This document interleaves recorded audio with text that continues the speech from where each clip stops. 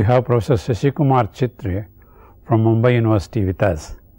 Professor Chitre has had his doctoral degree from Cambridge University, and after completing the doctoral studies he has joined the TIFR, and he has been with TIFR for a very long time as a senior professor, and he is one of the leading astrophysicists of the country, and it is very fortunate for us for having him here with us, and we will briefly discuss some of the interesting aspects of the astrophysics in this small program. And Professor Chitre has been contributing to the development of astrophysics over the years of his service in the past few decades enormously, and it is indeed very fortunate for us to have him here with us. Professor Chitre, welcome to this program. Thank you, Professor Babu. Let me ask you, in your experience and expertise, what are the problems which you think still needs to be solved, particularly in astrophysics? If you can highlight a few problems which students and the other researchers in this field should be aware of, that will be a good starting, I believe. Well, thanks. You know what, I have been now looking back nearly 50 years in the area of astrophysics and cosmology, but largely my interest has been in the field of theoretical astronomy and astrophysics. And looking back, I feel in some sense we were fortunate that I got into this field after doing my mathematical try-pass at Cambridge, because that is a necessary sort of training, mathematics and physics, for getting into the research domain of astrophysics. And we came, my friend Jayan Narlikar and I, into this field at a time when astronomy was going through a renaissance. And that renaissance was largely driven by technology, and I'll come to this point later. You see, astronomy in the first part of the 20th century really dealt with a tranquil, calm kind of universe. All this changed in the 1960s with a succession of discoveries of quasi-stellar radio sources, quasars, and pulsating radio sources, pulsars, and X-ray sources, and cosmic microwave background radiation, and active galactic nuclei. So the whole universe presented a picture of being violent. So in the beginning, in the first part of the 20th century, astrophysics was largely related to understanding the energy sources for keeping our stars shining. And nuclear physics and astrophysics came together in an area called nuclear astrophysics. Now, I'll talk largely about astrophysics. You know, earlier if you had asked this question to me 10 years ago, I would have said, you know, the missing solar neutrinos. As you know, the sun generates its energy source by thermonuclear reactions in the furnace, which is buried deep in the central regions of the sun. And as a byproduct, you get particles called neutrinos. They come out because neutrinos hardly interact with the solar matter or other matter with the terrestrial medium. And they come, and they are being counted. In fact, this was an effort set up by Raymond Davis some 40 years ago to try and count the neutrinos coming from the sun. Very curiously, he kept on measuring or counting neutrinos which were running deficient by a factor of 3 to 4. So the solar models which we had constructed predicted certain counting rate, while Davis kept on finding neutrino flux, so-called, which was less than a factor of 3. So what happened to the missing solar neutrinos was an outstanding problem. We worked on it for a long while, and I was developing it in the lectures here this week. And then we discovered nothing was wrong with solar models, nothing was wrong with the input physics, but we had not quite understood neutrino physics. Neutrinos come in 3 flavors, you know, electron neutrinos, muon neutrinos, tau neutrinos. And neutrinos have this multiple personality disorder, and they change their personality from neutrino electron flavor to muon neutrino flavor to tau neutrino flavor, and that accounted for basically the missing solar neutrino flux. So that problem is solved. I'm so glad that it got solved during my professional life. But now there are outstanding problems. For example, the magnetic field is ubiquitous in the universe. Everywhere you see, in planets, in stars like our sun, in the space in between stars, the interstellar medium, in galaxies, in between galaxies, in clusters of galaxies, you see traces of magnetic field. Huge radio sources which are outputting energy. That is because of the radiation by energetic particles in the presence of a magnetic field. So where did this magnetic field come from in the universe? Was the universe born with magnetic field, or did the magnetic field arise by some astrophysical processes after the universe came into existence and the cosmic objects were formed, like clusters of galaxies and stars? So this is an outstanding problem. In my view, one of the outstanding problems is the origin of angular momentum and the magnetic field in the universe. You know, all objects in the universe are rotating or spinning, right from electrons to our galaxies. Did the angular momentum come with the universe, or did the universe inherit the angular momentum along with magnetic field later? That is one problem which is outstanding and which I am sure our young students should try and address. Another problem which comes to my mind is, we have known for past 50 years that the universe is dominated by so-called dark matter. See, what you and I are made of, or what stars are made of, that constitutes only about 4% of the mass energy density of the universe.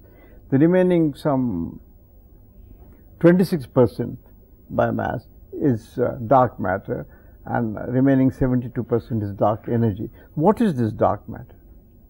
What is the dark matter made of? Is dark matter discrete objects like dim stars, or they are black holes? We don't know. Are they weakly interacting massive particles, so-called WIMPs, which could be axions, neutrinos, exotic particle physics, constituents which make up the dark matter? And now, last 10-20 years, we have been hearing about dark energy, which seems to have repulsive character in its gravitational interaction. As a result, we found over the last 2 decades that the further reaches of the universe, it is expanding, but not only it is expanding the universes, which we have known since 1930s, 40s, that the universe is accelerating as you go further out. That's another outstanding problem. And there are a whole host of problems which are still crying for attention. For example, where do the structures in the universe come from? You see structures over all scales. You have huge clusters of galaxies, you have huge groups of galaxies, you have galaxy individually made up of stars, and the stars also are clustered. Look at our sun. That also has a planetary system around it. So what determines this hierarchical structure in the universe? From the sun with the solar system to scales of clusters and superclusters of galaxies. And there are supposed to be voids and walls which make up the large scale structure of the universe. Is it only gravity which is the organizing agent for the large scale structure of the universe, or other agents are also contributing? So these and other problems, really, just to mention a few, are now ready for really serious attention, and I am sure the young generation will address these matters. As you have correctly mentioned, gravitational energy is always attractive, but then you also made a statement that the dark energy is negative and repulsive.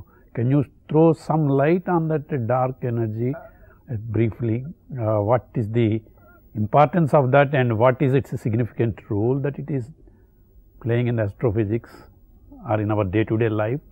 Well, in our day-to-day life, frankly, dark energy will not have any influence. We are floating in it, but the dark energy seems to operate best on huge scales, on cosmological scales. And basically, if our universe, to a large extent, at the level of over 70% made up of dark energy, it is bound to have a controlling influence on the large scale structure and evolution of the universe, which is what is being seen when you look at distant objects like type 2 supernovae, which are bright stars, which seem to be standard candles. No matter where the supernovae are, they have luminosities or brightness which is sensibly constant. So if you use those candlesticks, we find that distant supernovae are indicating that the universe as it expands is accelerating. Okay? And that acceleration can only come, if it were not accelerating, then you would have said, fine, everything falls within the framework of attractive nature of gravity, which it is basically.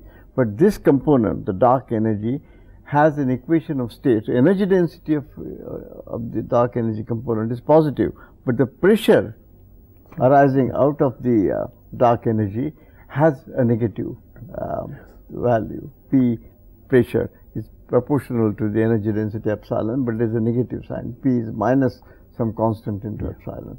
And because of this negative pressure, it simulates repulsive nature of the gravitational force. And basically, we still don't know what makes up the dark energy. There are candidates like the cosmological constant, which Einstein had introduced in his equations, okay, seems to account for the character of the dark energy. But I think the jury is still out. Okay. What is the dark energy due to, and aspects arising out of these features. So what can you suggest some good candidates for the dark matters where we can look for that, or because we cannot directly apparently see? So what is the alternative way? Probably well, can you throw some light on that? There are efforts, of course, to try and look for dark matter. And there are candidates like neutralinos and axions, as I was mentioning earlier, which are called weakly interacting massive particles. Since they are weakly interacting, it's not easy to try and detect them. But there are efforts, and there are smart experimentalists around who make every effort to try and detect these. So let us see whether they reveal themselves, because they must be present in some measure, not in great abundance maybe, in our terrestrial environment also, which is what we are looking for. And again, coming back to our gravitational lensing is a very interesting topic for any youngsters, many youngsters. So can you tell something, what is its use and how do we actually use it for a understanding of the astrophysics? Well, gravitational bending of light is one of the classical tests of Einstein's general theory of relativity. The three famous tests, and one test was the bending of light. And this was verified during the total solar eclipse of 1919. What happens if a star comes behind our sun, let us say, and its light is grazing the solar limb? You would like to see whether that light path is affected by the gravity of the sun. So what happened during the total solar eclipse, when the disk of the sun is blocked by the moon, then the background field of stars becomes visible. You see stars, some of them the bright ones, during the total solar eclipse. So Eddington and his group went to a place and looked for one of the known stars. Its position was accurately measured earlier when the eclipse wasn't there. And when the eclipse took place, they looked at the star and saw that indeed the starlight was being bent and the light paths were being pulled in as it grazed the solar limb, and the star's position was displaced by a certain amount, 1.7 arc seconds, very difficult measurement, which is exactly what general theory of relativity had predicted. And Einstein's theory was accepted. See, all great theories have to give predictive and observable features, and they alone determine the acceptability of the theory, and the theory was accepted after that. And the other two tests also, which have been verified since, like perihelion of planet Mercury's. So am I right in saying that orbit precessing, this bending is due to the space-time curvature? It is. It is essentially, it should be. Effect of space-time curvature. Space-time curvature basically is giving refractive index. Exactly, And that's what leads to gravitational lensing. So it started with the bending of light experiment, prediction of Einstein's theory of relativity. And now what we find is that distant objects like quasars, Yeah. when they come behind a foreground galaxy or behind a cluster of galaxies, their light is also bent and in fact split. So in 1979, they saw two images of a distant quasar which had identical features, identical spectra. Oh. And so these were clearly twins. So then we predicted that this must be a lensing phenomenon, whereby a distant quasar which came behind a foreground galaxy, which was part of a cluster of galaxies, which then split the images, and then you had two identical quasars, twins, separated by some 6 arc seconds. Okay. And we then, tried to use this information, which was readily available observationally, to deduce what the nature of the bending was, what was the mass of the lens which was intervening the path of the light. And since then, we have seen very exciting morphologies. For example, not only two discrete images of a background source, but if there is a perfect alignment of the observer, the foreground lens, and the object behind, then in perfect alignment you see a ring. And that Einstein's ring was indeed observed in some cases, maybe not perfect ring, but parts of the ring.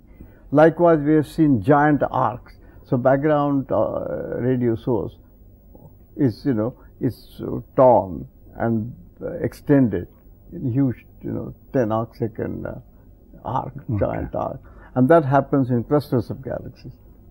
So these are the manifestations of the gravitational lensing phenomenon, and they have given us a handle to as it were, measure the mass of the foreground lens galaxy. Also, if the background quasar varies in intensity, quasars do vary in intensity over a certain time scale, the variations won't be reflected in the two images simultaneously, but there will be a time delay of days to months. Okay, this time delay enables you to measure so-called Hubble constant, which is a measure of the age of the universe. So there are very many applications of gravitational lensing, and this is a very exciting phenomenon, which I would also like to ask you, on the current day advances in technology, both information technology and other technological aspects, what is the impact of this on the study of astrophysics, and how is it helping us? Oh, technology has helped us enormously. Earlier, the theoreticians like me, in some sense, were leading the developments in astronomy, astrophysics. But since 1950s, technology has been the guiding spirit, because number of detectors of CCD type, which have revolutionized the observational techniques. Likewise, telescopes have been placed in space. You have the Hubble Space Telescope, classic picture, okay, which has been looking at the distant horizons of the observable universe, and we are learning so much from the deep Hubble images, which we had not even seen before. And all kinds of places you look at and you see whole slew of objects. You have now Chandra X-ray telescope that is revealing the X-ray waveband. Then you have the Lyman Spitzer's infrared telescope. You see, earlier, you mustn't forget, Galileo was the first one who looked at the heavens through the telescope, which was then coming into existence, 400 years ago exactly today. And in 1610, he observed the sunspots. Optical window, you looked at the universe only through the optical waveband. Optical waveband is the waveband through which we see, for example, our sun. But since the war, after the radar, the radio window was open. And now we look at the universe through a variety of windows: optical, radio, infrared, microwave, ultraviolet, X-ray, even gamma ray. And now neutrinos are providing another window to look at the universe. So universe is now being studied not merely through with one window or through one waveband or at one frequency, but through a variety of wavebands. And that reveals the nature of the object.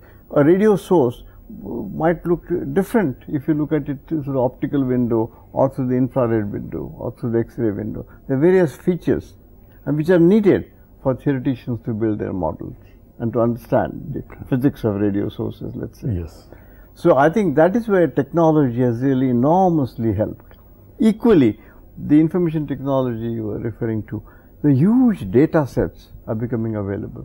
You see, the data transfer is so enormous at its rate of giving you access to what is being observed. You don't have to go to a remote observatory now. You just sit at home, you send your proposal, it is accepted, and through your computer you see the observations being made, and then you get the data. What I am slightly worried that one should not just merely get drowned by this data. You should be ready to analyze the data, to extract science out of it. You see, data analysis is a means. It should not be the end. And you should have theoretical ideas in your mind, what you are expecting. And then you analyze the data and see whether the features which you are expecting are there in the data set.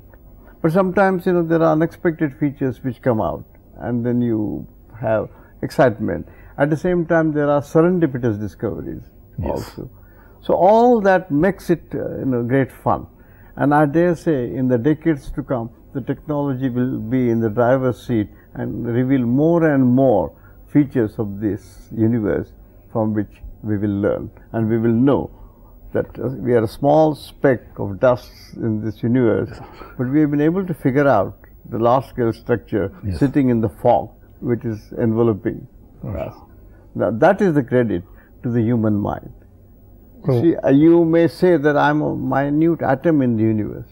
What did Feynman say? But I am a universe of atoms, though. And that's what makes life, and since I am conscious of the universe, I am able to observe it. Okay. One last question, Professor. What is your advice to the budding scientists, students and the young researchers who would like to pursue the astrophysics for their career and for their fulfillment of the life's ambitions? Well, basically my advice to youngsters would be, try and get your mathematics, physics, chemistry, engineering right. In a sense, you can enter astrophysics through physics and mathematics. You can enter astrochemistry through astrophysics and chemistry along with. You can go into astroengineering if you like. Giant meter wave radio telescope was a great outcome of the electrical engineering skills of Govind Swarup and his colleagues. You see, Govind Swarup was an electrical engineer to begin with, became an astronomer, and he built up GMRT. Earlier he had built up UT telescope. Likewise, you can do astrobiology, which is biology coupled with astronomical problems. So your basic sciences should be intact before you. Many young students want to get into astrophysics or cosmology. I always advise them, try and get your basics sound under your belt. Physics, mathematics, if you like, even chemistry and biology. So that's what our youngsters should do, and I have no doubt that we will produce our M.N. Sahas and we will produce our S.N. Boses. Thank you very much, Professor.